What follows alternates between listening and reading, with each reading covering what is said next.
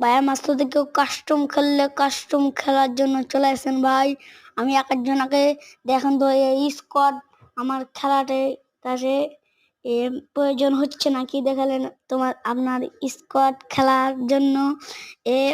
আমার খেলাটা যথেষ্ট নাকি দেখালেন আপনার স্কোয়াডকে ভরে দিব আমার সাথে কাস্টম খেলবেন